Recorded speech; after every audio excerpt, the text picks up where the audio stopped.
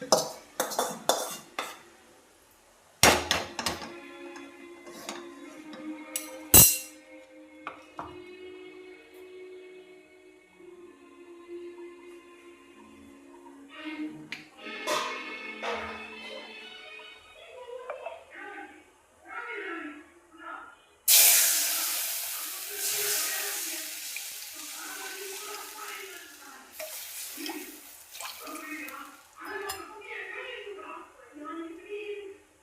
Friends, நான் வந்து இப்போ கேசரி செய்ய போகிறேன்.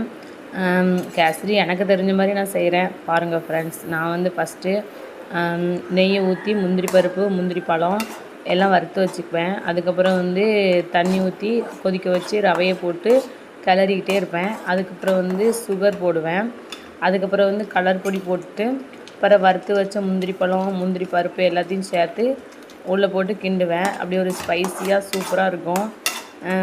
நீங்களும் ட்ரை பண்ணி பாருங்கள். இது ரொம்ப ஈஸியாக இருக்கும். எனக்கு ஃபஸ்ட்டு கேசரியே செய்ய தெரியாது. எதுவுமே நான் ட்ரை பண்ணவே மாட்டேன். ஏன்னா எனக்கு சமையலில் எந்த இன்ட்ரெஸ்ட்டுமே கிடையாது. சமையல் செய்யணும் அப்படின்னாலே என்னை வெட்ட கொண்டு போன மாதிரி எனக்கு ஃபீல் ஆகும்.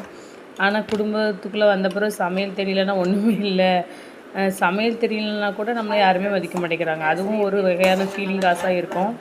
அதுவும் இல்லாமல் நமக்கே செஞ்சு திங்கணும்னு ஆசை வந்தால் கூட நமக்கு செய்ய தெரியலையா அப்படின்னு சொல்லி ஒரு ஃபீல் ஆகும். அதுக்கு தான் நான் வந்து ட்ரை பண்ணி ஏதாவது ஒரு ரெசிபியாக செஞ்சு பார்த்தேன். ஆனால் ஆரம்பத்தில் வந்து எதுனாலும் கஷ்டமாக இருந்தாலும் அப்புறம் போக வந்துடுது.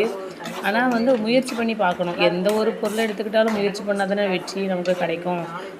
பாருங்கள் ஃப்ரெண்ட்ஸ், எவ்வளோ அழகாக ஸ்பைஸியாக வந்திருக்கு. அது வந்தது மட்டும் இல்லை, ரொம்ப டேஸ்ட்டாகவும் இருக்குது.